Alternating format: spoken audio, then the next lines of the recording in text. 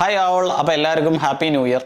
New ഇയറിൽ പല രീതിയിലുള്ള ഡിസിഷൻസും നമ്മൾ എടുക്കും. ഉദാഹരണത്തിന് ഈ വർഷം ഞാൻ ജിമ്മിൽ പോകും, അതുപോലെ തന്നെ ഹെൽത്തി ആയിട്ടുള്ള ഫുഡ് മാത്രമേ ഈ വർഷം കഴിക്കൂ എന്ന തീരുമാനങ്ങളൊക്കെ നമ്മൾ പല ആളുകളും എടുക്കുന്നതാണ്. അതേപോലെ തന്നെ നമ്മൾ ഇമ്പോർട്ടൻ്റ് ആയിട്ട് എടുക്കേണ്ട മറ്റൊരു തീരുമാനമാണ് നമ്മൾ ഫൈനാൻഷ്യൽ ഡിസിഷൻസ്. നമുക്ക് ഫൈനാൻഷ്യൽ ഫ്രീഡത്തിലേക്ക് പോകാൻ 2025 ഒരു ഫൗണ്ടേഷൻ സ്റ്റോണായി മാറട്ടെ എന്ന് ആശംസിക്കുന്നു.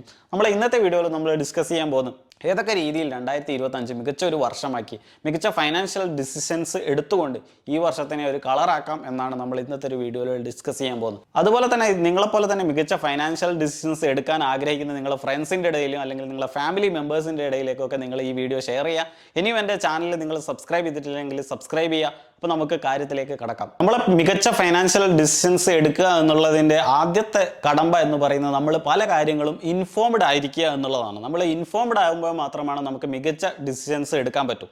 ഇപ്പോൾ ഉദാഹരണത്തിന് നമ്മൾ ദിനേനയെന്നോളം ചിലപ്പോൾ മീഡിയാസിലൂടെ അല്ലെങ്കിൽ പത്രത്തിലൂടെയൊക്കെ വായിച്ചുകൊണ്ട് നമ്മൾ അറിയുന്ന ഒരു കാര്യമാണ് പണപ്പെരുപ്പം അഥവാ ഇൻഫ്ലേഷൻ എന്നുള്ളത്. പക്ഷേ നമ്മൾ മനസ്സിലാക്കുമ്പോൾ നമ്മൾ കാണുന്ന വാർത്തകളിൽ അധികവും CPI അതായത് കൺസ്യൂമർ പ്രൈസ് ഇൻഡെക്സിൻ്റെ ഡാറ്റയാണ് നമ്മൾ കാണാറ്.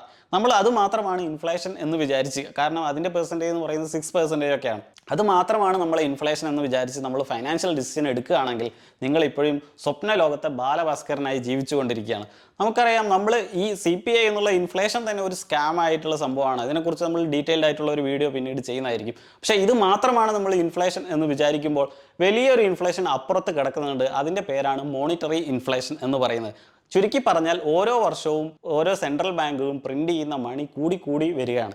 കഴിഞ്ഞ 10 വർഷത്തെ ഡാറ്റ എടുത്ത് നോക്കുകയാണെങ്കിൽ ഇന്ത്യയുടെ മോണിറ്ററി അല്ലെങ്കിൽ ഇന്ത്യയുടെ M2 മണി സപ്ലൈ എന്ന് പറയുന്നത് 11% മുകളിലോട്ടാണ് വർദ്ധിച്ചുകൊണ്ടിരിക്കുന്നത്. പല ആളുകളും ഈ കാര്യങ്ങളൊന്നും അറിയാതെയാണ് പല ഇൻവെസ്റ്റ്മെൻറ്റിൽ ഇട്ട്. ഇപ്പം നമുക്ക് ഒരു സിമ്പിളായിട്ടുള്ള എക്സാമ്പിൾ എടുത്ത് നോക്കുകയാണെങ്കിൽ ഒരു വർഷം 1 ലക്ഷം രൂപ ശമ്പളമുള്ള ഒരാൾക്ക് നല്ല രീതിയിൽ വർക്ക് ചെയ്തു, അങ്ങനെ അയാളുടെ ശമ്പളം 10% ആ വർഷം അവസാനം വർദ്ധിച്ചു, അങ്ങനെ 1,10,000 പക്ഷേ അതേ സമയത്ത് തന്നെ നമ്മളെ M2 മണി സപ്ലൈ എന്ന് പറയുന്നത് 11% മുകളിൽ വർദ്ധിച്ചിരിക്കുകയാണ്.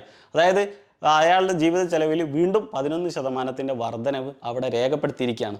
അതുകൊണ്ട് തന്നെ ഒരിക്കലും നമ്മൾ ഈ മോണിറ്ററി ഇൻഫ്ലേഷനെ ബീറ്റ് ചെയ്യാതെ നമുക്ക് ഒരിക്കലും റിച്ച് ആവാനോ അല്ലെങ്കിൽ ഫൈനാൻഷ്യൽ ഫ്രീഡത്തിലേക്കോ പോകാൻ കഴിയില്ല എന്നുള്ള യാഥാർത്ഥ്യം പല ആളുകളും ഇനിയും മനസ്സിലാക്കിയിട്ടില്ല എന്ന് വേണം നമ്മൾ അനുമാനിക്കാൻ. ഇത് ഇന്ത്യയിലെ മാത്രം കാര്യമല്ല, ലോകത്തുള്ള ഏത് എക്കണോമി എടുത്താലും ഇതേപോലെ തന്നെയാണ്. മോണിറ്ററി ഇൻഫ്ലേഷൻ എന്ന് പറയുന്നത് വളരെ, ഇപ്പോൾ US കാര്യം എടുക്കുകയാണെങ്കിൽ അവിടുത്തെ മോണിറ്ററി ഇൻഫ്ലേഷൻ കഴിഞ്ഞ 10 വർഷത്തെ ഡാറ്റ എടുത്ത് നോക്കുകയാണെങ്കിൽ 10% മുകളിലാണ് അവിടുത്തെ മോണിറ്ററി ഇൻഫ്ലേഷൻ. മറ്റു രാജ്യങ്ങളെയൊക്കെ കാര്യമൊക്കെ എടുത്ത് നോക്കുകയാണെങ്കിൽ ഇതിനെക്കാട്ടും വേഴ്സ് സിനാരിയോസ് ആണ്. അതുകൊണ്ട് തന്നെ നമ്മൾ ഉണ്ടാക്കുന്ന റിട്ടേൺ ഈ മോണിറ്ററി ഇൻഫ്ലേഷനെ ബീറ്റ് ചെയ്യുന്നില്ലെങ്കിൽ നമുക്ക് ഒരിക്കലും ഫൈനാൻഷ്യൽ ഫ്രീഡമോ അല്ലെങ്കിൽ നമുക്ക് റിച്ച് ആവാനോ പറ്റില്ല എന്നുള്ള ദുഃഖ സത്യം നമ്മൾ ഇനിയെങ്കിലും മനസ്സിലാക്കിയിരിക്കണം. എങ്ങനെ ഈ മോണിറ്ററി ഇൻഫ്ലേഷനെ ബീറ്റ് ചെയ്യാം എന്നുള്ള കാര്യമൊക്കെ നമ്മൾ ഈ വീഡിയോൻ്റെ ലാസ്റ്റ് പാർട്ടിൽ ഡിസ്കസ് ചെയ്യുന്നതായിരിക്കും. അപ്പോൾ ഇത്തരത്തിലുള്ള ഇൻഫ്ലേഷൻ്റെ പ്രധാനപ്പെട്ട ഒരു പ്രശ്നം എന്ന് പറയുന്നത് ഇൻഫ്ലേഷൻ നമ്മളെ പർച്ചേസിങ് പവറിനെ ഓരോ വർഷവും കുറച്ച് കൊണ്ടുപോയിരിക്കും. ഉദാഹരണത്തിന് നിങ്ങൾ ഈ ഒരു ഇൻഫ്ലേഷനെ ബീറ്റ് ചെയ്യുന്ന ഇപ്പോൾ പല ആളുകളും ചെയ്തു വരുന്ന ഒരു പ്രവണതയാണ് ഫിക്സ്ഡ് ഡെപ്പോസിറ്റ് ഇടുക എന്നുള്ളത്. ഫിക്സ്ഡ് ഡെപ്പോസിറ്റ് ഇട്ടിട്ട് കിട്ടുന്ന റിട്ടേൺ എന്ന് പറയുന്നത് 8% ആണ്. ഞാൻ നേരത്തെ പറഞ്ഞു നമ്മളെ ഇന്ത്യയിലെ M2 മണി സപ്ലൈ എന്ന് പറയുന്നത് 11% മുകളിലാണ് കൂടിക്കൊണ്ടിരിക്കുന്നത്. അപ്പോൾ ഇങ്ങനത്തെ സിനാരിയോസ് എടുത്തൊന്ന് പരിശോധിക്കുന്ന സമയത്ത് നമ്മൾ ഉണ്ടാക്കുന്നത് നെഗറ്റീവ് റിട്ടേൺ ആണ്. പല ആളുകളും ഇതൊന്നും അറിയാതെയാണ് പല ഇൻവെസ്റ്റ്മെൻറ്റ് ഡിസിഷൻസും എടുക്കുന്നത്. ഇൻഫ്ലേഷൻ ഇത്രത്തോളം നമ്മൾ ഓരോ ദിവസത്തെ ലൈഫിനെയും അഫക്റ്റ് ചെയ്യുന്നുണ്ട് എന്നുള്ള കാര്യം നമ്മൾ മനസ്സിലാക്കിയിരിക്കണം. ഇപ്പോൾ ഉദാഹരണത്തിന് ഏറ്റവും സിമ്പിളായിട്ട് പറയുകയാണെങ്കിൽ നമ്മൾ വെള്ളം ഒരു ടാങ്കിൽ പിടിച്ചു വെക്കുകയാണ്. ആ ടാങ്കിന് ഒരു ഓട്ടയുണ്ടെങ്കിൽ ആ ഓട്ടയിലൂടെ വെള്ളം പുറത്തേക്ക് പോയിക്കൊണ്ടേയിരിക്കും. ഇതേപോലെ തന്നെയാണ് ഇൻഫ്ലേഷൻ നമ്മളെ പർച്ചേസിങ് പവറിനെ താഴോട്ട് വലിച്ചുകൊണ്ടിരിക്കുക എന്നുള്ള യാഥാർത്ഥ്യം തിരിച്ചറിഞ്ഞ് നമ്മൾ പ്രവർത്തിച്ചിട്ടില്ലെങ്കിൽ നമ്മളെ പർച്ചേസിങ് പവർ കുറഞ്ഞു പോയിക്കൊണ്ടേയിരിക്കും. ഇതേപോലെ തന്നെ നമ്മളെ ബാധിക്കുന്ന മറ്റൊരു കാര്യമാണ് അല്ലെങ്കിൽ നമ്മൾ അറിഞ്ഞിരിക്കേണ്ട മറ്റൊരു ദുഃഖ സത്യമാണ് കറൻസി ഡിപ്രീസിയേഷൻ എന്ന് പറയുന്നത്. ഇപ്പോൾ INR കാര്യം എടുക്കുകയാണെങ്കിൽ ഇപ്പോൾ നമ്മൾ പത്രത്തിലൂടെയും മറ്റുമൊക്കെ വായിച്ചിരിക്കും ഡോളറിന് അഗെയിൻസ്റ്റ് ആയിട്ട് രൂപയുടെ മൂല്യം റെക്കോർഡ് തകർച്ചയിലേക്ക് എന്നുള്ള വാർത്തയൊക്കെ നമ്മൾ ഈ അടുത്തായി കണ്ടു. കഴിഞ്ഞ 44 വർഷത്തിനുള്ളിലെ ഡാറ്റ എടുത്ത് നമ്മൾ പരിശോധിക്കുകയാണെങ്കിൽ ഡോളറിന് അഗെയിൻസ്റ്റ് ആയിട്ട് INR വാല്യൂ 92% ഈ 44 വർഷത്തിനുള്ളിൽ മാത്രം കുറഞ്ഞു പോയത്. ഒരുപക്ഷേ നിങ്ങൾ ചിന്തിക്കുന്നുണ്ടാവും ഞാൻ ഇന്ത്യയിൽ തന്നെയാണ് എൻ്റെ ശിഷ്ടകാലം മുഴുവൻ ജീവിക്കുന്നത്, അതുകൊണ്ട് തന്നെ എനിക്ക് ഡോളറൊന്നും ആവശ്യമില്ല എന്നൊക്കെ പറയുന്ന ഒരാളാണെങ്കിൽ തന്നെ നിങ്ങൾക്കിപ്പോൾ ഒരു ഐഫോൺ വേണമെങ്കിൽ നിങ്ങൾ അത് ഇൻഡയറക്റ്റ് ആയിട്ട് ഡോളർ പേ ചെയ്താൽ മാത്രമേ ഫോറിനിൽ നിന്ന് നമുക്ക് ഇമ്പോർട്ട് ചെയ്യാൻ പറ്റൂ. അതേപോലെ തന്നെ ഒരു ഫോറിൻ ലാപ്ടോപ്പ് വേണമെങ്കിലും ഇതേ അവസ്ഥ തന്നെയാണ്. രൂപയിലാണ് നമ്മൾ സേവ് ചെയ്യുന്ന സമയത്ത് നമുക്ക് ഡോളറിൻ്റെ വാല്യൂ അപ്രീഷിയേറ്റ് ആവുകയാണെങ്കിൽ നമുക്ക് സാധനങ്ങൾ പുറത്തുനിന്ന് ഇമ്പോർട്ട് ചെയ്യുന്ന സാധനങ്ങളൊക്കെ കൂടുതൽ എക്സ്പെൻസീവ് ആയിട്ട് വരും. അതേ സമയത്ത് ഡോളറിൽ സേവ് ചെയ്യുന്ന ആളെ സംബന്ധിച്ചിടത്തോളം ഇതൊക്കെ കൂടുതൽ ചീപ്പായിട്ട് വരികയാണ് ചെയ്യുന്നത്. ഇതേപോലെ തന്നെ ഇന്ത്യയിൽ ജീവിക്കുന്ന ഒരാൾ തീർച്ചയായിട്ടും അവരിപ്പോൾ വീടുണ്ടാക്കുന്ന ആളായിരിക്കും, സ്ഥലം വാങ്ങിക്കുന്ന ആളായിരിക്കും. അപ്പോൾ വിദേശത്ത് നിന്ന് ഏൺ ചെയ്ത് ഇന്ത്യയിൽ വാങ്ങുന്ന ആളുകൾക്ക് അത് ചീപ്പാവും. അപ്പോൾ ഇത്തരത്തിലുള്ള NRIസിൻ്റെ അടുത്തൊക്കെ നാട്ടിൽ ജീവിക്കുന്ന ആൾ കോമ്പീറ്റ് ചെയ്യേണ്ട ഒരു അവസ്ഥയും കൂടിയുണ്ട്. ഇതേപോലെ തന്നെ നമ്മൾ മനസ്സിലാക്കേണ്ട മറ്റൊരു ദുഃഖ സത്യമാണ്, നമ്മളെ സ്കൂൾസ് അല്ലെങ്കിൽ നമ്മളെ എഡ്യൂക്കേഷൻ ഇൻസ്റ്റിറ്റ്യൂഷൻസ് അല്ലെങ്കിൽ നമ്മളെ യൂണിവേഴ്സിറ്റീസ് ഒന്നും തന്നെ എങ്ങനെ പണം ഉണ്ടാക്കാം എന്നതിനെക്കുറിച്ചോ അല്ലെങ്കിൽ എങ്ങനെയാണ് ഇന്നത്തെ നമ്മളെ മോണിറ്ററി സിസ്റ്റം ഉണ്ടായതിനെ കുറിച്ചോ എന്നൊന്നും വ്യക്തമായിട്ട് പഠിപ്പിക്കുന്നില്ല എന്ന് വേണം നമ്മൾ മനസ്സിലാക്കാൻ. നമുക്കിപ്പോൾ ഉള്ളത് ഫിയറ്റ് മോണിറ്ററി സിസ്റ്റമാണ്.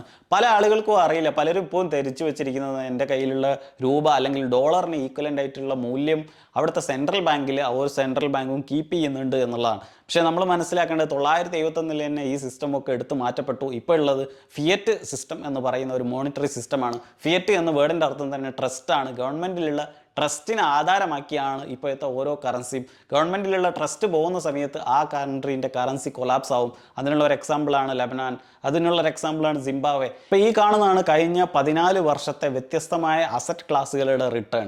ഇതിൽ വളരെ ചുരുക്കം അസറ്റ് ക്ലാസ്സുകൾ മാത്രമാണ് മോണിറ്ററി ഇൻഫ്ലേഷനെയും മറികടക്കുന്ന രീതിയിലുള്ള റിട്ടേൺ കൊടുത്തിട്ടുള്ളൂ. അപ്പോൾ ഈ ഒരു ന്യൂ ഇയറിൽ നിങ്ങൾ പണത്തെക്കുറിച്ച് പഠിക്കുക, നമ്മളെ മോണിറ്ററി സിസ്റ്റത്തിനെ കുറിച്ച് പഠിക്കുക, അതിൻ്റെ പോരായ്മകളെക്കുറിച്ച് പഠിക്കുക.